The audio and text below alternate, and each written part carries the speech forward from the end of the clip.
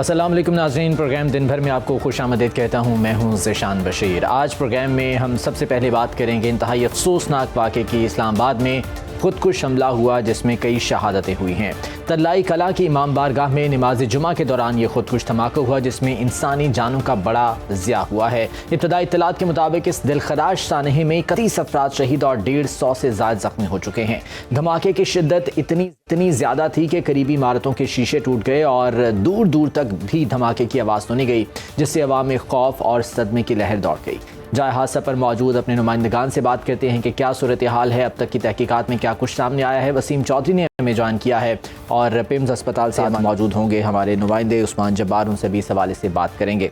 वसीम, पहले मैं आपकी जानिब आना चाहूँगा, बताइएगा इब्तदाई तहकीकात में क्या सामने आया है, इस धमाके से मुतालिक क्या कहते हैं सिक्योरिटी इदारे। बाद में वाक़े के फ़ौरन बाद यहाँ पर पहुँचे थे और यहाँ से बहुत सारे शवाहिद उन्होंने इकट्ठे किए हैं।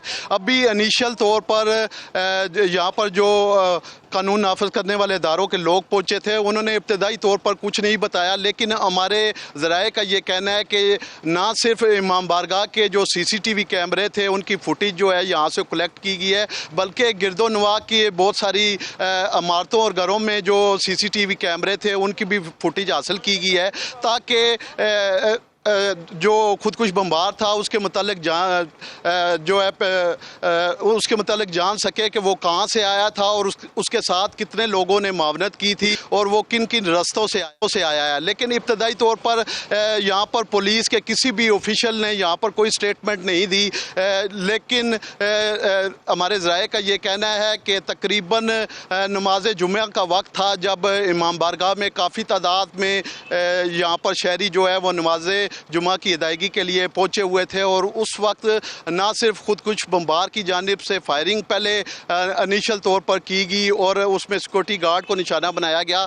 बाद अज़ां खुदकुश बमबार जो है वो दाखिली रास्ते से अंदर दाखिल हुआ और जो मस्जिद का दाखिली रास्ता था उस पर उसने अपने आप को उड़ा दिया, जिसके बायस अब तक की जो इतलात हैं उसके मुताबिक तकरीबन 31 अफराद के शहीद होने की इतला मौसूल हुई है, जबकि 169 के करीब जो है अफराद ज़ख्मी हुए हैं। फौरी तौर पर यहाँ पर ना सिर्फ इमदादी टीमें पहुँची बल्कि कानून नाफिज करने वाले इदारे भी पहुँचे। इस तमाम इलाके को जो है वो सर्च ऑपरेशन किया गया, यहाँ पर कार्टन ऑफ कर दिया गया और यहाँ पर इस वक्त भी बड़ी तादाद में कानून नाफिज करने वाले। ये बताइएगा कि आपने कहा कि खुदकुश बमबार ने पहले फायरिंग की, सिक्योरिटी गार्ड को निशाना बनाया, उसके बाद वो दाखिली रास्ते पर पहुंचा मस्जिद के और वहां पर उसने ये धमाका किया। ये सारा अमल उसकी जानिब से अकेले किया गया या और भी साथी थे जो फायरिंग करने वाले थे, और उस हवाले से कुछ तफसीलात सामने आई हैं?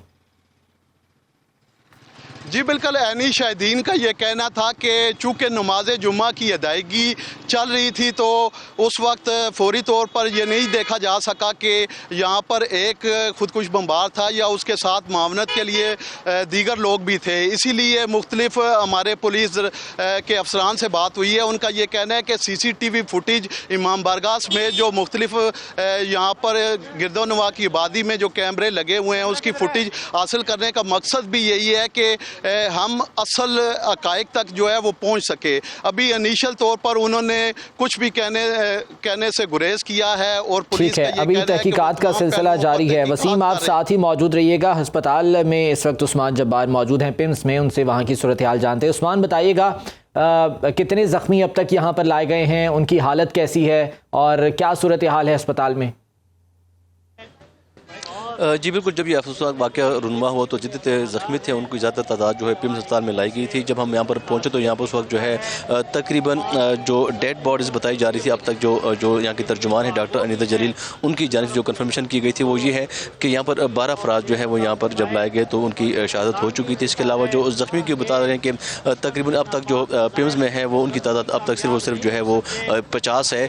अलबत्ता जो हमारे ज़राए हैं उनका ये कहना है कि जो अमवात की तादाद है इससे बढ़ चुकी है, क्योंकि पिम्स अस्पताल में ज़्यादातर जख्मी को लाया गया था, लेकिन इसके साथ साथ जो पॉलीक्लिनिक अस्पताल है वहाँ पर भी तकरीबन 15 जख्मियों को मुंतकिल किया गया, जबकि 4 डेड बॉडीज़ वहाँ भी मुंतकिल की गई थी। इसके अलावा अगर ज़िला इंतज़ामिया की बात की जाए तो उनकी जानिब से 31 अमवात मुकम्मल जो टोटल बताई जा रही हैं, और जो ज़ख्मी है उनकी तादाद 159 बताई जा रही है। अलबत्ता जो पिम्स में इस वक्त भी हम मौजूद हो, यहाँ पर मुख्तलिफ मकात फ़िक्र के जो उलमा है वो यहाँ पर प्रेस कॉन्फ्रेंस कर, उनका ये कहना है कि तमाम जो उलमा कराम है वो इस मौके पर मुत्तहिद हैं, और तमाम जितने भी उलमा कराम है वो इस वाक़ की मज़म्मत कर रहे हैं। इससे अब से कुछ देर कबल जो वज़ीर दाखिला थे, वज़ीर मुमलिकत बराए दाखिला तलाल चौधरी, वो पिम्स अस्पताल में आए, उन्हें यहाँ पर जो ज़ख्मी थे उनकी आयदत की और जो अहले खाना थे उनसे इज़हार जो ताज़ियत भी किया। इसके अलावा वफ़ाक़ी वज़ीर बराए पार्लिमानी उमूर डॉक्टर तारिक़ फज़ल चौधरी भी यहाँ पर, उन्हें भी यहाँ पर जो मेन एमरजेंसी थी वहाँ का विजिट किया। इसके अलावा जो दीगर डिपार्टमेंट्स थे वहाँ पर भी गए, और उनकी जानिब से जो अस्पताल इंतज़ामिया को हदायत की गई कि जितने भी ज़ख्मी यहाँ पर लाए जा रहे हैं उनकी जो इलाज है उसमें किसी किस्म की खातर जो है वो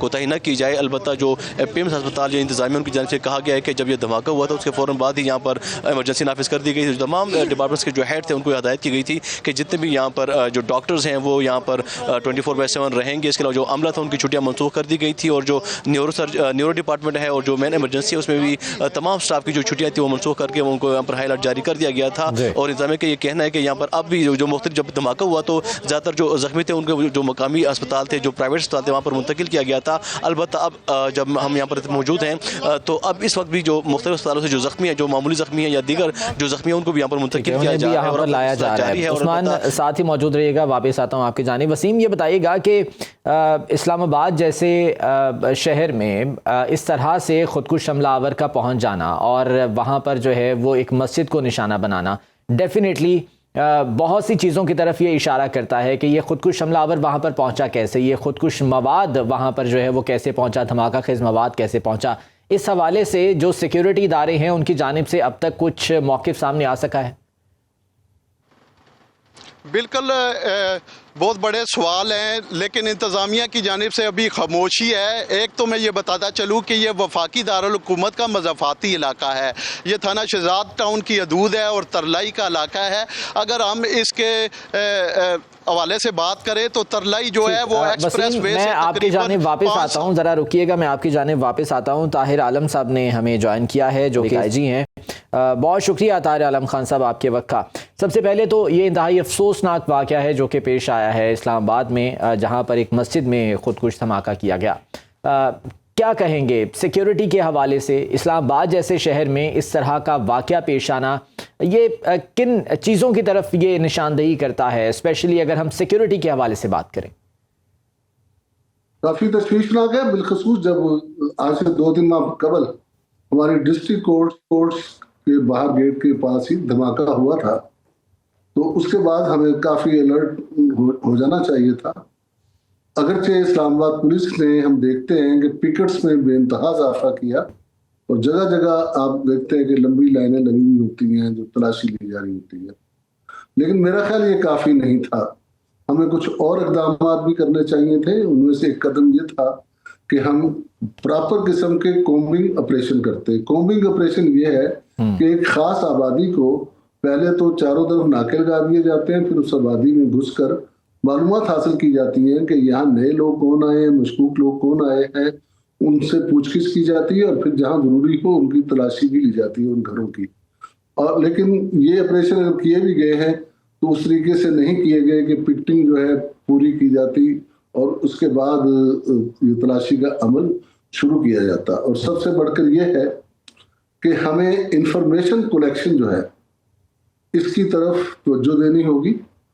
उसके लिए देखें, खुदकश धमाका करने वाले बेशक खुदकश जो है उसको आखिरी दिन लाएं, लेकिन जिन लोगों ने रैकी करनी होती है वो काफी दिनों से रैकी कर रहे होते हैं। वो गालबन इस मस्जिद की उन्होंने 5-6 नमाजों की रैकी की होगी जुमे की, कि कैसे किया जा सकता है, सिक्योरिटी के इंतजाम कैसे हैं। और देखिए जो तरीकाकार कचहरी में था तकरीबन वही तरीकाकार यहाँ इस्तेमाल किया गया। कचहरी में भी पहले ग्रेनेड या फायरिंग की गई ताकि गेट से जो पुलिस मुलाजिम हैं वो हट जाएं और खुद का धमाका करने वाला अंदर दाखिल हो जाए, लेकिन उसमें वो कामयाब नहीं हुआ। वज़ीर दाखिला की जानिब से बाकायदा तौर पर ये ऐलान किया गया था कि स्मार्ट सिटी बनाया जा रहा है इस्लामाबाद को। उससे पहले सेफ सिटी के हवाले से भी जो है वो बहुत से इकदाम उठाए गए हैं। अभी आप क्या समझते हैं, कौन सी ऐसी चीज़ें हैं जो इमीडिएटली इकदामात उठाने की ज़रूरत है, स्टेप्स लेने की ज़रूरत है, ताकि शहर की सिक्योरिटी को, शहर के लोगों की सिक्योरिटी को बेहतर बनाया जा सके? मेरा ख्याल है कि तो सीसीटीवी जो हमारा स्मार्ट सिटी प्रोग्राम है, इसको वसअत देनी होगी, इसके कैमरों में मजीद इजाफा करना होगा और कैमरों की सलाहियत बढ़ानी होगी। फेस रिकग्निशन जो है, बेशक कोई शख्स गाड़ी में बैठा हुआ हो, उसका अगर कोई चाहे कि पता करे कि ये बंदा कहाँ का रहने वाला है, तो नादरा से लिंक होना चाहिए और फौरी तौर पर पता चल जाना चाहिए कि इस गाड़ी में कौन शख्स बैठकर जा रहा है। एक तो इसकी तरफ तवज्जो देनी होगी। दूसरा, हमें तवज्जो देनी होगी कि हम अपना पुलिस खासतौर पर अपना इंफॉर्मेशन कलेक्शन का नेटवर्क एस्टेब्लिश करें मोहल्ले की सतह तक। वो पब्लिक की मदद से भी हो सकता है और जितनी नफरी नाकों पर गश्त वगैरह पर लगाई जाती है, इसका तीसरा हिस्सा भी अगर लगा दिया जाए इंफॉर्मेशन कलेक्शन में कि कौन लोग यहाँ पर आके ठहरे हैं, कौन मशकूक हैं, तो उससे हम काफी कामयाबी हासिल कर सकते हैं और दहशतगर्दों का। अच्छा सर, यहाँ पर एक और चीज़ जिसकी जानिब जो है वो काफ़ी दफ़ा निशानदेही पहले भी की गई, वो ये है कि जो पुलिस का इदारा है उसकी कैपेसिटी बिल्डिंग की जाए, उन्हें जो है वो मज़ीद जदीद उस्तवार पर ट्रेन किया जाए, क्योंकि हमारी फ़ौज तो डेफिनेटली इस वक्त दहशत गर्दी के ख़िलाफ़ जंग लड़ रही है, वो सीना सपर है, सरहदों पर भी और डिफरेंट इलाकों में भी दहशत गर्दों के ख़िलाफ़ वो लड़ रही है, लेकिन पुलिस को भी जदीद खतूत पर उस्तवार करने की ज़रूरत है, उनकी कैपेसिटी बिल्डिंग की ज़रूरत है, ताकि इस तरह के मामलात से वो शहर के अंदर निमट सके। इस बारे में आपकी राय क्या है? ये पुलिस की जितनी इस्लाह होगी, जितनी पुलिस में की कैपेसिटी बिल्डिंग होगी, उतना ही बेहतर है। प्रोग्राम का सिलसिला आगे बढ़ाते हैं और कुछ आलमी मंजरनामे की जानिब चलते हैं। ओमान के दारुल हुकूमत मस्कत में आज ईरान और अमेरिका के दरमियान न्यूक्लियर मुज़ाकरात जारी हैं। ईरानी वफ़द की क़यादत वज़ीर ख़ारजा अब्बास अराग़ची, जबकि अमरीकी वफ़द की नुमाइंदगी ख़ुसूसी एजेंट स्टीव विटकोफ और सदर ट्रंप के दामाद जारेड कुशनर कर रहे हैं। इन मुज़ाकरात को मशरिक़ वस्ता में मुमकिन जंग रोकने के लिए एक संजीदा सिफारती कोशिश करार दिया जा रहा है। एक जानिब मुज़ाकरात की मेज़ है तो दूसरी तरफ अमरीका ने ईरान में मौजूद अपने शहरियों को फौरी मुल्क छोड़ने का अलर्ट जारी कर दिया है। ईरानी हुकाम और मीडिया इस इक़दाम को दबाव डालने और खौफ फैलाने की हिकमत अमली करार दे रहे हैं, जबकि तेहरान का मौक़िफ़ है कि वो बातचीत में नेक नियति के साथ शरीक हो रहा है। मुज़ाकरात से पहले वाइट हाउस की दीगर ऑप्शंस की धमकी और मशरिक़ वस्ता में अमरीकी जंगी जहाज़ों, बहरी बेड़े और जदीद तैयारों की तैनाती ने फ़ज़ा को मज़ीद कशीदा बना दिया है। ईरानी ज़राए के मुताबिक अमरीका की ये अस्करी नकलो हरकत सिफारतकारी के बरक्स ताकत के जोर पर फैसले मुसल्लत की कोशिश है। इसी पर बात करने के लिए हमारे साथ मौजूद हैं मुर्तज़ा नकवी साहब, जो कि माहिर मशरिक़ वस्ता उमूर हैं। खुशामदीद कहते हैं मुर्तज़ा साहब आपको प्रोग्राम में, बहुत शुक्रिया आपके वक्त का। सबसे पहले तो ये बताइएगा कि ये जो मस्कत में मुज़ाकरात होने के लिए जा रहे हैं, हम क्या एक्सपेक्ट कर सकते हैं इससे, दोनों जानिब से? अगर दोनों फरीकैन की बात की जाए, अमरीका की, ईरान की, किस हद तक संजीदगी का मुजाहरा किया जा रहा है? कुछ पॉजिटिव आउटकम आपके ख्याल में हो सकता है इससे?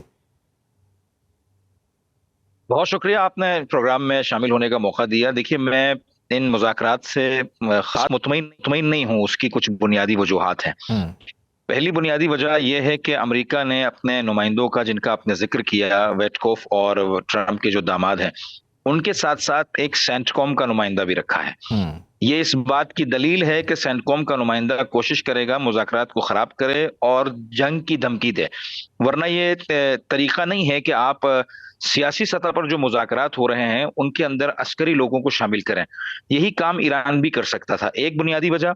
दूसरी बुनियादी वजह, अभी तक जो है वो डेटरेंस पावर का इजहार हो रहा है दोनों तरफ से। जिस तरह से ईरान ने एक रोज पहले खुर्रमशेर 4 मिसाइल जो लॉन्च किया, वो इस बात की अलामत थी कि अमेरिका चूंकि मुज़ाकरात में संजीदा नहीं है, अमेरिका मुज़ाकरात को एक शील्ड के तौर पर यूज करता है, एक कवर के तौर पर यूज करता है। अमेरिका दुनिया को जंग की लॉजिक बताने की कोशिश कर रहा है कि हमने चूंकि मुज़ाकरात की अमेरिका को अपील की थी, ईरान को अपील की थी, ईरान मुज़ाकरात की मेज पर आया और हमारे मुज़ाकरात से उन्होंने इत्तेफाक नहीं किया। मैं पहले भी ये बात कह चुका हूं कि ये मुज़ाकरात नहीं है, ये बेसिकली डिक्टेट है। अगर मुज़ाकरात, जो कि अब तक की खबरें हैं, सिर्फ और सिर्फ न्यूक्लियर इशू पर होते हैं तो ये मुज़ाकरात किसी हद तक मुमकिन है कामयाब हो जाएं, क्योंकि न्यूक्लियर इशू पर ईरान अज रोज़ अव्वल मुज़ाकरात की टेबल पर है और ईरान ने आज रोज़ अव्वल अपना ये मौक़िफ़ रखा है कि इनरिचमेंट जो यूरेनियम की है उस पर हम बात कर सकते हैं, उसको हम नीचे ला सकते हैं और उस पर जो है वो बैनुल-अक़वामी जो एटॉमिक एजेंसीज हैं उनके साथ काम भी कर सकते हैं। खुद अमेरिका या मसलन यूरोपियन यूनियन के लोग भी इसमें हमारे साथ शामिल हो सकते हैं। लेकिन यहाँ पर यूरेनियम एनरिचमेंट का मामला नहीं है। अगर ये चीज यूरेनियम एनरिचमेंट तक ही रही तो मुमकिन है मुज़ाकरात कामयाब होंगे, लेकिन मैं खुशबीन या मुतमईन इसलिए नहीं हूं कि मुझे मालूम है ये मुज़ाकरात सिर्फ एनरिचमेंट, यूरेनियम की एनरिचमेंट तक नहीं रहेंगे, बल्कि ये आगे बढ़कर मिसाइल प्रोग्राम को भी डिस्टर्ब करेंगे ईरान के, कि जो पिछले प्रोग्राम में मैं जिक्र कर चुका हूं कि 300-400 किलोमीटर तक की मिसाइल की रेंज होनी चाहिए और जो एनरिच्ड यूरेनियम है उसे किसी सालिस मुल्क तक पहुंचाया जाए, या मसलन जो रेजिस्टेंस ग्रुप्स हैं उनको असलन ईरान जो है वो किसी भी किस्म की सपोर्ट ना करे। तो ये ऐसे इश्यूज हैं कि जिनको ईरान एड्रेस ही नहीं करना चाहता है। और ईरान के जो वजीर खारजा हैं अब्बास अराक्ची, उन्होंने यहाँ से रवाना होने से कबल, यानी ईरान से रवाना होने से कबल ये बात क्लियर कर दी थी कि हमारा एक ही एजेंडा है और वो है कि यूरेनियम की एनरिचमेंट। हम एटॉमिक वेपन नहीं बना सकते हैं। आपने देखा होगा ईरान के supreme leader Saeed Ali Khamenei का फतवा भी है कि हमारे नजदीक जो एटॉमिक वेपन है वो बनाना जायज नहीं है। तो ये बात ईरान की तरफ से क्लियर है कि हम एटॉमिक वेपन नहीं बना रहे हैं। साहब, जिस तरह से आपने कहा कि अगर सिर्फ ये न्यूक्लियर इशू पर मुज़ाकरात होते हैं तो शायद ये कामयाब हो जाएं, लेकिन अमेरिका शायद इससे भी 2 कदम आगे बढ़ेगा। हमने गुज़िश्ता चंद हफ्ते पहले जो है वो देखा कि रजीम चेंज के हवाले से अमेरिका की जानिब से बहुत सी बातें की जा रही थी। इवन के ईरान के अंदर जो मुजाहरे हुए उसके बाद पूरी दुनिया में ये बातें शुरू हो गई। तो क्या रजीम चेंज के हवाले से भी अमेरिका, आप समझते हैं कि कोई मुतालबा कर सकता है इन मुज़ाकरात में, या एक बहाना बना सकता है कि इसको डेडलॉक का शिकार किया जाए और उसके बाद फिर वो जंग की तरफ वापस आए? नहीं, रिजीम चेंज की तो डायरेक्ट अमेरिका बात ही नहीं कर सकता है ना। अमेरिका ने जो भी बात करनी है इसी करंट सिस्टम के साथ बात करनी है। अगर रिजीम चेंज का मसला होता तो फिर तो मुज़ाकरात का इशू ही फेल है। मैं इसलिए ज्यादा मुतमईन नहीं हूं। आप यहाँ देखिए, दो बातों को समझना होगा। एक तरफ अमेरिका ईरान को मुज़ाकरात की मेज पर लाके बात कर रहा है और दूसरी तरफ फ्लोरिडा के अंदर जो एंटी रेवोल्यूशन जो एलिमेंट्स हैं उनको बिठा के उनसे भी मीटिंग कर रहा है कि हम इस सारे सिलसिले को आपके हाथ में देंगे। मैं इस चीज को एक दलील से साबित करना चाहता हूं। देखिए, वेनेजुएला के अंदर जब ये इशू हुआ, वेनेजुएला की हुकूमत के साथ भी जब यही काम किया गया, तो वेनेजुएला के अंदर एक खातून जो उनकी अपोजिशन लीडर थी उसको फिगर बनाकर सामने लाया गया, अवाम को उस खातून के जरिए उकसाया गया, मुतहर्रिक किया गया, वेनेजुएला के अंदर इशू पैदा किए गए जो उनकी करंट गवर्नमेंट थी उसके खिलाफ एक यानी ग्राउंड हमवार किया गया। उसके बाद उस खातून को उठाकर अमेरिका ले जाया गया कि वहां से वो हिदायत करती रहे, वेनेजुएला में उसकी जान को खतरा है। और जैसे ही इन्होंने वेनेजुएला के इलेक्टेड प्रेसिडेंट मदुरो को उठाया, किडनैप किया, वहां से न्यूयॉर्क लेकर गए, उसके बाद जब उस खातून ने कहा कि मैं वेनेजुएला संभालने के लिए तैयार हूं, तो उस खातून को कहा गया कि आप लोगों में चूंकि मकबूल नहीं है लिहाजा हम आपको नहीं भेज सकते हैं, वेनेजुएला की इश्यूज को हम खुद डायरेक्टली टैकल करेंगे। तो यानी ऑपोजिशन के जरिए ये गेम बनाया जाता है कि ईरान के अंदर जो कुछ लोग हुकूमत से नाला है किसी भी वजूहात की बिना पर, उनको मुतहर्रिक किया जाए, उनको हुकूमत के खिलाफ खड़ा किया जाए, उन ईरान की इंटरनल जो मैटर्स हैं उनको डिस्टर्ब किया जाए, और दूसरी तरफ ईरान को टेबल की मेज पर लाकर मुज़ाकरात का सिलसिला भी चलाया जाता है। मैं पहले भी ये बात कह चुका हूं कि मुज़ाकरात के जरिए अमेरिका किसी नतीजे पर नहीं पहुंचना चाहता, क्योंकि इसराइल का प्रेशर अमेरिका के ऊपर ज्यादा है और इसराइल को ईरान में रिजीम चेंज नहीं चाहिए, ईरान के टुकड़े चाहिए इसराइल को। तो ये मुज़ाकरात या रिजीम चेंज ईरान के अंदर ऐसा कोई सिलसिला नहीं है, ये सिर्फ दुनिया को दिखाने के लिए है कि ईरान की एक अपोजिशन मौजूद है जो वहां जाके ईरान के मामलात को हैंडल कर सकती है। दरवाक़े या दरअसल ये सिलसिला रिजीम चेंज का नहीं है, बल्कि ईरान की इस पूरे ईरान को कई टुकड़ों में तकसीम करने की पॉलिसी है, जिस पर ईरान के सुप्रीम लीडर जो है ये मामला इसी तरह से रहा, मजीद खराबी का शिकार होता रहा, और ईरान पर बिलाखिर अगर अमेरिका हमला करता भी है तो इसके मिडल ईस्ट पर या ईरान के हमसाया मुमालिक पर क्या असरात आप देख रहे हैं आने वाले वक्त में? देखिए, इसमें तो कोई दो राय नहीं है कि ईरान पहले भी ये बात वाजे कर चुका है। जैसे ही अमेरिका की नकलो हरकत इस खत्ते में बढ़ी, ईरान ने ये बात वाजे कर दी है कि अब की बार हम डिफेंसिव पोजीशन में नहीं है बल्कि ऑफेंसिव पोजीशन में है। ईरान डिफेंसिव से निकलकर एग्रेसिव पोजीशन में आ गया है। और ये चंद दिन पहले शायद आपने ईरान के सुप्रीम लीडर का एक जुमला सुना होगा, वो बहुत कम इस तरह की बात करते हैं, और मेरे ख्याल में इस पूरे सिनेरियो के अंदर ये पहली बार उन्होंने कहा है कि अगर जंग हो गई तो ये खत्ते की, ये सिर्फ ईरान की जंग नहीं होगी बल्कि पूरा खित्ता इस जंग की लपेट में आएगा। इसकी इनडायरेक्ट मीनिंग्स ये हैं कि अगर जंग हुई तो मैं जो यहाँ पे दानिशमंदों के या ईरानी गवर्नमेंट के जो टारगेट्स देख रहा हूं, उससे मैं इस नतीजे तक पहुंचा हूं कि एटलीस्ट वो ममालिक जो इस वक्त अमेरिका के लिए हब बने हुए हैं, for example Dubai, for example उस तरह की और ममालिक, उन कंट्रीज को एटलीस्ट हिट किया जाएगा कंप्लीटली और अमेरिका के तमाम एसेट्स को तबाह किया जाएगा। ये खबर ईरान ने उन ममालिक तक पहुंचा दी है कि अब की बार किसी भी किस्म का तहम्मुल हमारे अंदर मौजूद नहीं है। हमारे वजूद को चूंकि खतरा लाहक हो गया है, लिहाजा जो भी हमारे खिलाफ किसी भी किस्म की अमेरिका की हेल्प करेगा हम उसे भी नहीं छोड़ेंगे और उसके भी तमाम टारगेट्स को हिट करेंगे।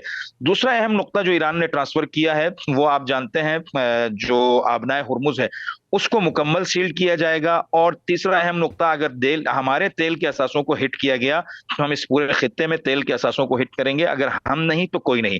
और अमेरिका भी ये बात जानता है, ठीक है अमेरिका सुपर पावर है, उसकी टेक्नोलॉजी ऊपर है, लेकिन इस वक्त रूस और चीन की तरफ से भी मुकम्मल अमेरिका को सपोर्ट की जा रही है। और आपने सुना भी होगा, ये खबरों में भी ये बात चल रही है कि हर रोज जो असलहा बरदार तैयारे हैं वो रूस और चीन से मसलन हर हफ्ते, हर 2-4 दिन बाद, हर 10 दिन बाद तैयारे आते हैं, कुछ ना कुछ तो उतारते हैं, यकीनन कोई ना कोई टेक्नोलॉजी तो इन तक मुंतकिल हो रही होगी। तो अब अमेरिका के लिए इतना आसान नहीं है। अगर अमेरिका 10 वार करता है तो ईरान एटलीस्ट 5 वार करेगा। अच्छा, और उन 5 वारों का एक और चीज, जब लास्ट टाइम जब अमेरिका की जानिब से, डोनाल्ड ट्रंप की जानिब से ये फैसला किया गया कि वो जो ईरान पर हमला करेंगे और इस बारे में वो बड़ी संजीदगी से वो बात कर रहे थे, लेकिन फिर अचानक से उन्होंने कहा कि मैंने अपना फैसला बदल लिया है। बहुत सी खबरें ऐसी आती रहीं कि इसमें मुत्तहिदा अरब अमारात ने, सऊदी अरब ने किरदार अदा किया है और उन्होंने कहा है कि ईरान को एक मौका दिया जाए, गो के डोनाल्ड ट्रंप ने इससे इनकार किया था। अब अगर ये सिचुएशन दोबारा बनती है तो यूएई का, सऊदी अरब का या दीगर कंट्रीज का, रियासतों का क्या किरदार आप देख रहे हैं? इसमें भी दो राय नहीं है। सऊदी अरब ने, कतर ने और दीगर जो ममालिक हैं, खुद अरब अमारात ने मिलकर अमेरिका पर प्रेशर डाला है कि हम 12 रोजा जो जंग थी उसमें हमने बहुत जो है वो मामलात को शदीद होते हुए देखा है, हमने बहुत यानी मामलात को बिगड़ते हुए देखा है। लिहाजा हम दोबारा नहीं चाहते हैं कि ऐसी किसी दूसरी कैफियत के शिकार हों या इससे शदीद, चूंकि ईरान का इस दफा पैगाम शदीद था कि हम जो है वो अगर हुई तो ये जंग पूरे खित्ते की जंग होगी, सिर्फ ईरान की जंग नहीं होगी।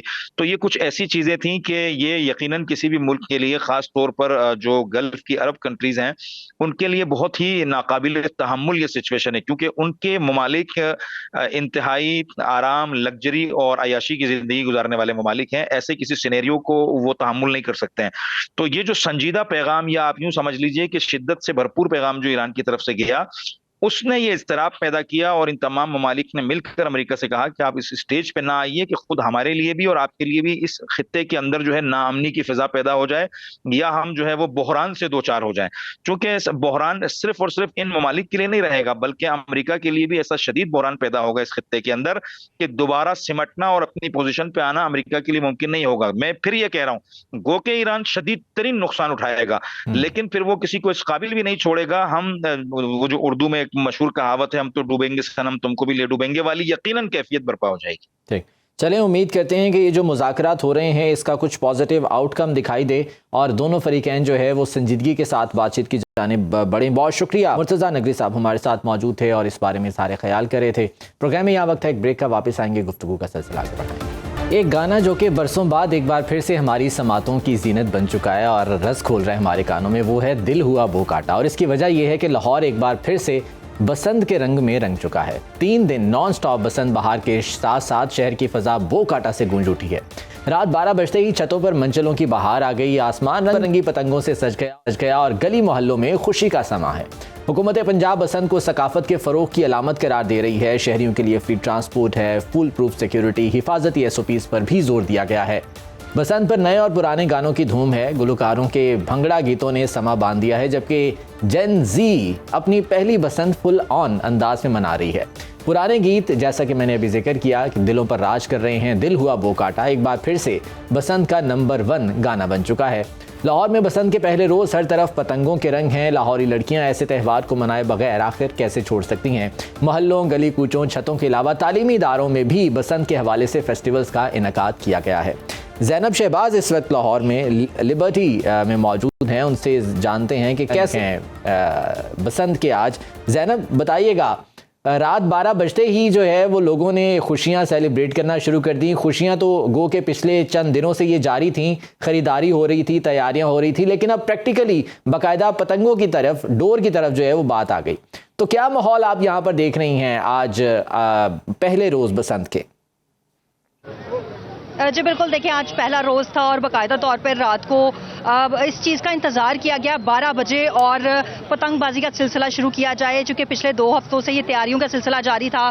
कपड़े जो है तैयार किए जा रहे थे, ख़वातीन बच्चे बड़े एक्साइटेड थे। आजकल के जो जेनजी बच्चे हैं उनको लिए बड़ी एक्साइटमेंट थी कि पतंगबाजी की कैसे जाती है, लेकिन अब बाकायदा तौर पर वो दिन आ गया था और सुबह से ही ये तैयारियाँ जो हैं वो हतमी जो शक्ल में उसको सामने आ गई थी और बाकायदा तौर पर लोगों ने जो है वो सारी रात पतंगबाजी की। गाने चलाए गए, पुराने गाने खास तौर पे आज भी जो है वो यादों को ताज़ा करते रहे, साथ में खाबे भी थे और बड़ा अच्छा माहौल देखने को मिला। लेकिन सुबह थोड़ा सा ये कमी देखने में आई क्योंकि आज चूंकि नमाज जुम्मा भी था, तो उससे पहले जो है वो ज़रा सारा थोड़ा सा कमी देखने में आई। रात की थकन भी थी जो कि लोगों ने उतारनी थी। ज़ैनब, ये बताइएगा कि लिबर्टी में कोई स्पेशल प्रोग्राम भी पंजाब हुकूमत की जानिब से गालिबन अरेंज किया जा रहा है, उस बारे में क्या इत्तलात हैं?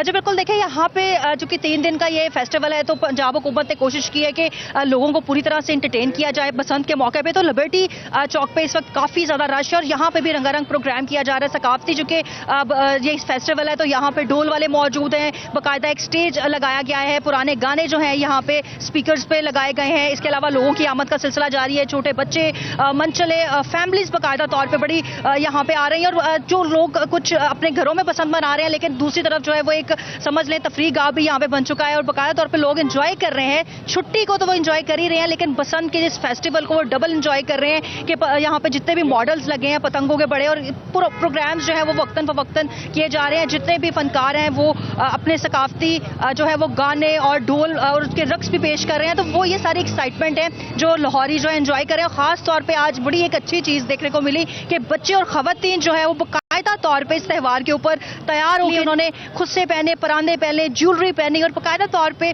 पुरानी यादों को ताज़ा किया। और साथ में जो बच्चे थे, बच्चियां खासतौर पे तालीमी इदारों में आपने बात की तो तालीमी इदारों में जो है वो बाकायदा तौर पे फेस्टिवल को मनाया गया और आज भी जो है इसी तरह एक तालीमी इदारे में फेस्टिवल को मनाया जा रहा था और वहाँ पर भी जो है वो बच्चे बड़े तैयार होकर आए थे और लड़कियाँ खास तौर पर इस फेस्टिवल को एंजॉय करना चाहती थी क्योंकि उन्होंने उनका यही कहना था कि बचपन में जो है उन्होंने अपने वालिदैन से ये बातें सुनी थी और आज बाकायदा तौर पर जो है ये एक बहुत इंटरेस्टिंग चीज़ देखने में आई कि ईद का समा हमें बसंत पे भी नज़र आया। बाकायदा तौर पर ख़वातीन ने तैयारियां की, बाकायदा तौर पर जो है वो बसंत के रंगों के हिसाब से अपने कपड़े बनवाए। तो ये ख़वातीन की तैयारी और उसके बाद बच्चों की तैयारी, ये सारा प्रोसेस कैसा रहा? देखिए बसंत का मैं ना एक आज फ़र्क बड़ा कम हो गया कि बसंत और ईद के त्यौहार में कोई फ़र्क नहीं रहा क्योंकि जिस तरह हम ईद की तैयारियां करते हैं बाकायदा तौर पे चांद रात को जाते हैं और मेहंदी लगवाते हैं, तो बिल्कुल इस तरह ही मैंने कुछ जो है वो मनाजिर कल भी देखे थे और आज भी देख रही हूँ कि ख़वातीन बाकायदा तौर पर तैयार हैं। ज्वेलरी जो है उन्होंने मैचिंग ज्वेलरी है, कपड़े हैं बाकायदा सिलवाए हुए हैं, पतंगे बनी हुई हैं, साथ में येलो कलर जो है वो बड़ा फेमस है, ग्रीन कलर है और जितने भी ब्राइट कलर्स हैं वो आज खवातीन में पहने। खासतौर पे जो छोटी बच्चियां हैं उन्होंने कपड़े जो इस तरह के ज़ेबतन किए हैं। फिर दूसरी जानिब जो मर्द हज़रात हैं उन्होंने भी बाकायदा तौर पे तैयारियां की हैं कि किस तरह से हमने इस फेस्टिवल को मनाना है। कुछ लोग जो बाहर निकल आए इस चीज़ को एंजॉय कर रहे हैं, लेकिन कुछ लोग जो घर हैं वो घरों में ही तैयार होकर फैमिलीज़ को इन्वाइट कर रहे हैं, खाबे तैयार कर रहे हैं। तो ये वो तड़का है बसंत का जिसके जो रंग है वो हर सू फैले हैं और हर शहरी जो है अपने तौर पर एंजॉय कर रहा है। ज़ैनब, जेन ज़ी की अगर हम बात करें, जो बच्चे हैं हमारे 12 साल 15 साल या इवन के 20 साल के जो नौजवान भी हैं, उनके लिए तो ये पहली बसंत है, जो कि 25 साल के बाद ये त्यौहार वापस लौट कर आया है। तो उनकी खुशी कैसी है और वो क्या कहते हैं? पहले तो हमने देखा कि खासे कंफ्यूज नज़र आ रहे थे कि बसंत कैसी होती है, कैसे मनाई जाती है, लेकिन अब उनका क्या इस हवाले से मौक़िफ़ है?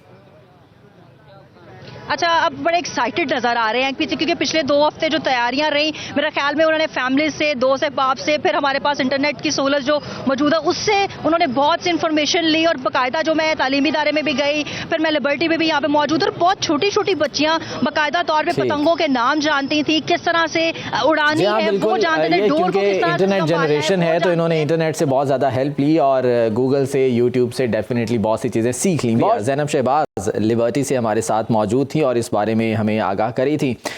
ये तैयारियां जो है वो गुज़श्ता 2 हफ्ते से जारी हैं, जब से पंजाब हुकूमत की जानिब से ऐलान किया गया, ख़रीदारी शुरू हो गई उसके बाद तैयारियां शुरू हो गईं। बसंत चूँकि कदीमी मौसमी और सकाफती त्यौहार है जो बर्रे सगीर में बहार के आगाज़ की अलामत समझा जाता है।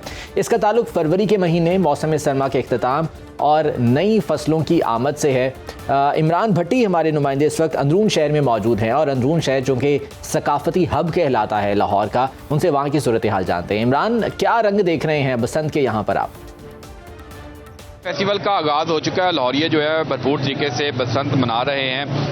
जितना रश हम बसंत के आगाज़ से कबल जो है मार्केट में देखते थे, उससे ज़्यादा अब रश हमें दिखाई दे रहा है। हम लोग इस वक्त मोची बाज़ार में मौजूद हैं और आपको दिखाता है मेरा कैमरामैन आमिर भट्टी कि ये इस वक्त सिचुएशन है कि आज बसंत का पहला रोज़ है और अब जो है पतंगें जो है आसमान पर उड़ रही हैं। ताहम दूसरी जानिब पतंगें और डोर जो है ख़रीदने के लिए बड़ी तादाद में जो है शहरी जो हैं वो यहाँ पर पहुँचे हैं मोची बाज़ार में और पतंगें और डोर जो है वो ख़रीदी जा रही है। ये एक आ रहे हैं नौजवान जो है, इनके हाथ में गुड्डे, इन्होंने गुड्डे पकड़े हुए हैं। इनसे बात हम करेंगे कि किस तरह फील कर रहे हैं वो, कितने के लिए अस्सलाम वालेकुम भाईजान, कितने के लिए?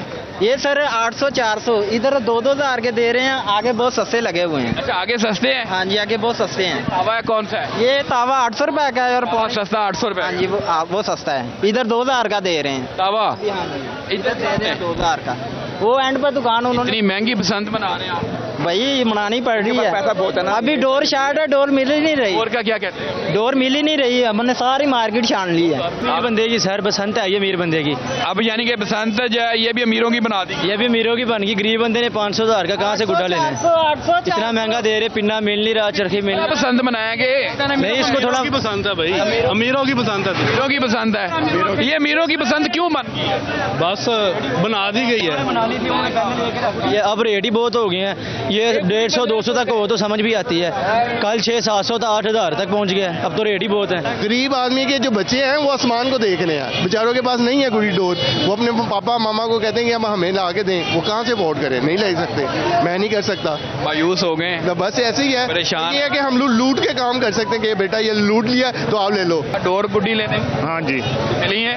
नहीं, महंगी बहुत है। महंगी बहुत ज़्यादा है। आपने पतंग उड़ानी है लेकिन डोर गुड्डी मिली है कि नहीं? क्यों? महंगी बहुत है। बच्चे भी जो है शिकवा कर रहे हैं कि महंगी बहुत है गुड्डी डोर। किस तरह जो है वो लोग इसको पुरजोश है, बसंत मनाने के लिए पुरजोश है। वहाँ पे जितनी एक्साइटमेंट लोगों में है बसंत को लेके, उतनी ही महंगाई भी, और महंगाई का भी उतनी ही एक्साइटमेंट के साथ शिकवा कर रहे हैं और हुकूमत से अपील कर रहे हैं कि अगर बसंत की इजाज़त मिली तो SOPs दिए गए हैं। कीमत का जो तयन है वो भी करना चाहिए था, गुड्डे के साइज़ के हिसाब से, डोर के साइज़ के हिसाब से जो है उसका भी साइज़ मुतय्यन करना चाहिए, कीमत मुतय्यन करनी चाहिए थी, ताकि हर शहरी जो है महफूज बसंत के साथ सस्ती बसंत भी मना सकता। जी, इसका तयन तो पंजाब हुकूमत की जानिब से या इंतज़ामिया की जानिब से किया गया था, लेकिन जब डिमांड एंड सप्लाई के दरमियान ये जो गैप आया उसकी वजह से शायद कीमतें बहुत ज़्यादा बढ़ गई हैं। लेकिन बहरहाल हुकूमत की जानिब से भी खासे इंतजाम किए गए, स्पेशली जो सफरी सहूलियात हैं वो मुफ्त दी गई हैं आवाम को, और दीगर इंतजामात इकदाम भी उठाए गए हैं। इस बारे में deputy bureau chief Ali Sharaj हमें बताएंगे कि पंजाब हुकूमत की जानिब से इस बसंत को महफूज बनाने के लिए क्या इकदाम किए गए हैं। अली, बताइएगा। लाहौर में 6, 7 और 8 फरवरी को बसंत के दिनों के अंदर पब्लिक ट्रांसपोर्ट मुफ्त फराहम करने का जो वादा किया गया था, आज वो पूरा कर दिया गया है। इस वक्त हम लोकल बस में ही सफ़र कर रहे हैं, जहां पर फ्री सर्विस जो है वो चल रही है। यहाँ पर लोग भी सफ़र कर रहे हैं, इनसे भी जान लेते हैं। सर बताइएगा, आज फ्री सर्विस एंजॉय कर रहे हैं? जी, फ्री सर्विस। कोई पैसे तो नहीं चार्ज किए? नहीं, पैसे नहीं लिए। कहाँ से आए हैं आप? हवेली लक्का से।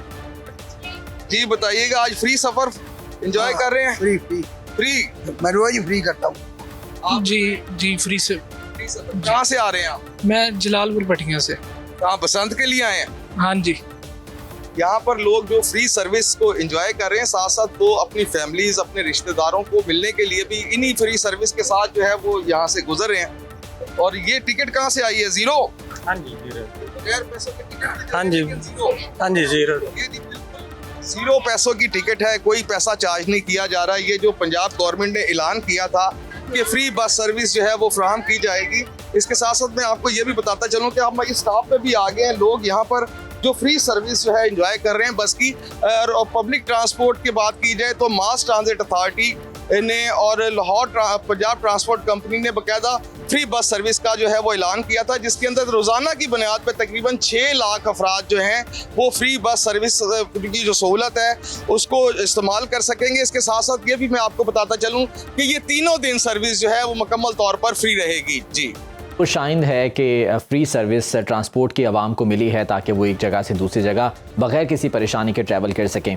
अच्छा, जो अक़लियती बरादरी है वो भी खासी पुरजोश है इस त्यौहार को लेकर और बाकायदा तौर पर वो भी इस त्यौहार को सेलिब्रेट कर रहे हैं और भरपूर अंदाज से कर रहे हैं। हमारे ब्यूरो चीफ लाहौर अरसलान रफ़ीक भट्टी इस वक्त रमेश सिंह अरोड़ा के साथ मौजूद हैं। उनसे जानते हैं कि अक़लियती बरादरी का क्या कहना है इस त्यौहार के हवाले से और वो कैसे सेलिब्रेट कर रहे हैं। अरसलान, साथ मौजूद हैं मिनिस्टर रिलीजियस अफेयर्स, माइनॉरिटीज़ और मैं इन्हें कहूँगा कि मिनिस्टर फॉर बसंत सरदार रमेश सिंह अरोड़ा साहब। ये दोस्त भी हैं, भाई भी हैं और शरारती लड़के भी हैं। मैं इनसे आज आपको बताऊंगा, ये बसंत जो है ना, बचपन में मुझे थोड़ा सा याद है, ज़्यादा नहीं। इन्होंने एक दफ़ा मुझसे बहुत पहले, जब ये बड़े सोफिस्टिकेटेड और बड़े शूट पहन के आया करते थे, तो कहते थे यार गुड्डी लूटन का अपना ही मज़ा है। तो आज पूछते हैं कि गुड्डी लूटनी है, उड़ानी है या क्या करना है। जी सरदार साहब, क्या हाल है जनाब? जी भट्टी साहब, एक तो आपके प्यार का, मोहब्बत का शुक्रिया। आपके साथ ताल्लुक आज का नहीं है, बहुत पुराना ताल्लुक है। बचपन से देख रहे हैं किस तरीके से लाहौरी इस बसंत के त्यौहार को सेलिब्रेट करते हैं। घरों में खाबे पकते हैं, खाने पकते हैं, ढोल ढमाका होता है, सारे इस त्यौहार का पूरा साल इंतजार करते हैं। सबसे पहले तो मैं वज़ीर आला पंजाब का शुक्रिया अदा करता हूँ, जो उन्होंने अवाम की तफरीह के लिए, जो हमेशा वो बात करती है कि मैंने अवाम के चेहरों पे खुशी और रौनक देनी है, और ये रौनकें हमने वापस ला के दी हैं। बसंत का त्यौहार 6, 7 और 8 को हम सेलिब्रेट कर रहे हैं। कल रात को इसका बाकायदा तौर पे आगाज़ हुआ। सो आप देख रहे हैं मुख्तलिफ इलाकों में, मुख्तलिफ जगहों में, अंदरून शहर से लेकर डिफेंस के इलाके तक हर जगह बसंत बनाई जा रही है और इस बसंत का अपना ही मजा है। दोस्त, बहनें, भाई और ख़वातीन, बच्चे, हर उम्र के लोग यहाँ पर जो है बसंत एंजॉय कर रहे हैं। यहाँ से बात करेंगे कि किस तरह बसंत मना रहे हैं और कितने अरसे के बाद आई है। जी बताइएगा। हाँ जी, बहुत अरसे के बाद, मेरे ख्याल 18 साल तो हो गए शायद। 25 नहीं, न्यूज़पेपर इज इट? अच्छा, मे बी। हाँ, तो फिर 25 साल तो हो गए ना अब। हाँ जी, बहुत अच्छा लग रहा है। शुक्र है कोई खुला माहौल लाहौर का, सारे दबे दबे मरे मरे हाँ तो और नहीं क्या, सब दुखी दुखी फिर रहे होते थे। अब जरा आज खुशी आई है। बिल्कुल जी, खुशी हुई है। So lively, colorful, entertaining, refreshing. Thank you so much. एक अच्छा अरेंजमेंट हुआ है। यहाँ पे मिनिस्टर माइनॉरिटीज़ कुछ देर पहले यहाँ पर मौजूद थे। उन्होंने यहाँ पर आकर इस मेले का बाकायदा इफ्तिताह किया और ये कुछ नौजवान जो हैं, इनकी कोशिश ये है कि ये पतंग काटें, लेकिन मुमकिन शायद नहीं लग रहा। लेकिन बहरहाल उनकी कोशिश यही है कि पतंग उड़ाई भी जाए, काटी भी जाए और वो काटे का एक जो नारा है वो मारा जाए। जी हाँ, वो काटे का नारा जो है वो हम हर तरफ से सुन रहे हैं। आज अरसलान हमें आगाह करे थे अक़लियती बरादरी किस तरह से ये बसंत सेलिब्रेट कर रही है। जो सिक्योरिटी इंतजामात हैं वो भी इंतहाई फुल प्रूफ किए गए हैं। पंजाब हुकूमत की जानिब से और दीगर सिक्योरिटी इदारों की जानिब से बाकायदा तौर पर मॉनिटरिंग की जा रही है हर जगह की ड्रोन्स के जरिए। हमारे नुमाइंदे मिर्ज़ा रमज़ान बेग इस वक्त मौजूद हैं कंट्रोल रूम में। उनसे जानते हैं कि किस तरह से इस बसंत को महफूज बनाने के लिए क्या इक़दाम उठाए गए हैं और कैसे मॉनिटरिंग हो रही है। रमज़ान बेग, आगाह कीजिएगा इस बारे में। जी बिल्कुल जी, बसंत फेस्टिवल का आगाज़ हो चुका हुआ है और लाहौरिये पुरजोश दिखाई दे रहे हैं कि इस तरह का जो फेस्टिवल वो होना चाहिए, हर साल होना चाहिए। और लाहौरियों की बड़ी ख्वाहिश थी और जिस पर वज़ीर आला पंजाब मरियम नवाज़ ने बसंत मेला सजाया और लाहौर के जो 3 जोन हैं वो भी उन्होंने बताया कि रेड, येलो और ग्रीन, और इस हवाले से सिक्योरिटी के भी इंतज़ाम सख्त किए गए। लाहौर भर में 10,000 से ज़ायद पुलिस एहलकारों को मुख्तलिफ पॉइंट्स पर तैनात किया गया, जबकि इन ड्राइव, यांगो और बसेस फ्री सफ़र करने के लिए मुहैया की गई। और शहरियों को ये कहा कि जिस दिन ये बसंत 3 दिन होगी उस दिन जो है मोटरसाइकिल पर राड भी लगाए जाएंगे और जिसने राड नहीं लगाया होगा उसके ख़िलाफ़ सख्त कार्रवाई भी अमल में लाई जाएगी। और पूरे लाहौर को मॉनिटरिंग किया जा रहा है ड्रोन्स के ज़रिए। इस वक्त मैं सेफ सिटी में ही मौजूद हूँ और मेरे अक़ब में आप देख सकते हैं कि किस तरह ये कैमरों से मॉनिटरिंग का सिलसिला जारी है। और इस वक्त सेफ सिटी के जो ऑपरेशन कमांडर है शफीक अहमद साहब, वो हमारे साथ मौजूद हैं। मज़ीद इनसे डिटेल लेते हैं कि ये क्या कहते हैं। अच्छा सर, बसंत फेस्टिवल बड़ा अच्छा एक इक़दाम वज़ीर आला पंजाब ने उठाया और लाहौरिये भी बड़े खुश हैं, क्या इंतज़ामात किए गए? जी, इसमें गवर्नमेंट की प्रायोरिटी जो है वो ये है कि इसको सेफ़ और लोगों के लिए ज़्यादा से ज़्यादा एक खुशगवार तरीके से इसको मनाया जाए ताकि आइंदा भी ऐसी रवायात को बरकरार रखा जा सके। तो अल्हम्दुलिल्लाह रात 12 बजे से जब पतंगबाजी का आगाज़ हुआ है तो हमने देखा है कि लोगों ने भी इसका बहुत अच्छा रिस्पांस दिया है और जो SOPs थी उस पर कोई ऐसी हमें कोई मेजर वायोलेशन नज़र नहीं आई। तो ड्रोन से अब ये आसानी हो गई है कि आइडेंटिफाई ना सिर्फ हम करते हैं बल्कि उनकी तस्वीरें और वो उनके फेसेस को भी कैप्चर करते हैं और वो एग्जैक्टली वही जो कल्प्रेट है वो उसको हम पुलिस को पहुंचाते हैं जी इन्फॉर्मेशन। बड़े अच्छे इंतज़ामात है, कोई शक नहीं इसमें, लेकिन हमें ये बता दें कि जो ड्रोन्स उड़ाए गए हैं लाहौर में कितने ड्रोन्स आएंगे और किन किन इलाकों में मॉनिटरिंग की जा रही है वो भी ज़रा हमारे नाजरीन को बताइएगा। जी हमारी चूँकि आपको पता है जी 6 डिवीज़न्स हैं और तमाम डिवीज़न में ड्रोन टीम्स डिप्लॉय हैं। मेन जो हमारा एरियाज़ हैं जहाँ पे सबसे ज़्यादा हमें सर्वेलेंस है वो हमारा अंदरून शहर का एरिया है, लोहारी है, मोची है, बाटी है, इसके अलावा शादरा का एरिया है, कोट लखपत है, चुंगी है, ग्रीन टाउन है, इसके अलावा गाज़ियाबाद है, शालामार वाला एरिया है। ये वो एरियाज़ है जहाँ पे लोग जो हैं वो ज़्यादा से ज़्यादा ऐसी एक्टिविटीज़ को मनाते हैं।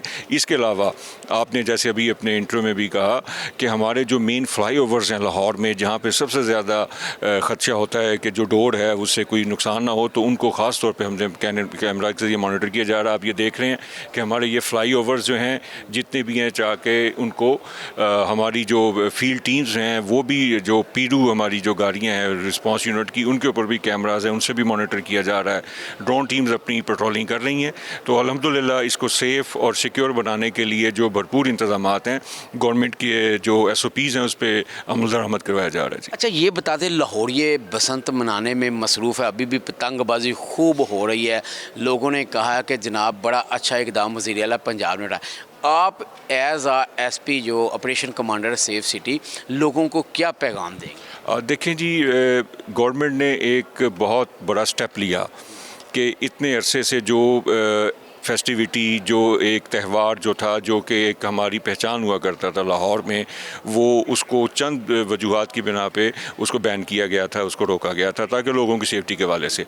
अब अगर गवर्नमेंट ने लोगों की खुशी के लिए इस त्यौहार को ज़िंदा रखने के लिए एक कदम आगे बढ़ाया है तो लोगों को भी चाहिए कि वो जो SOPs हैं और जिन दिनों में और जिन एरियाज़ में इसकी इजाज़त दी गई है अगर उस पर ये अच्छा रिस्पॉन्स देंगे इससे ना सिर्फ लोगों की जानें महफूज होंगी बल्कि आइंदा भी ऐसे त्यौहार ज़्यादा से ज़्यादा मनाने के लिए गवर्नमेंट जो है वो भरपूर उनका साथ देगी। ठीक हो गया जी। Operation commander SP safe city Shafiq Ahmed ने हमें तफसीली बसंत के हवाले से, सिक्योरिटी के हवाले से, ड्रोन कैमरों के हवाले से और उनकी हफाजत के लिए जो ड्रोन उड़ाए जा रहे हैं और सिक्योरिटी जो लगाई गई है ख़ास तौर पर बसंत के साथ साथ शहरियों के जान का तहफ़्फ़ुज़ भी यकीनी बनाने के लिए ये इंतज़ामात जो हैं वज़ीर आला पंजाब, IG पंजाब, CCP लाहौर की जानब से किए गए हैं ताकि शहरियों को तहफ़्फ़ुज़ दिलाया जा सके। जी नाज़रीन प्रोग्राम दिन भर से आज के लिए इतना ही, इजाज़त दीजिए, ऐलान के बाद।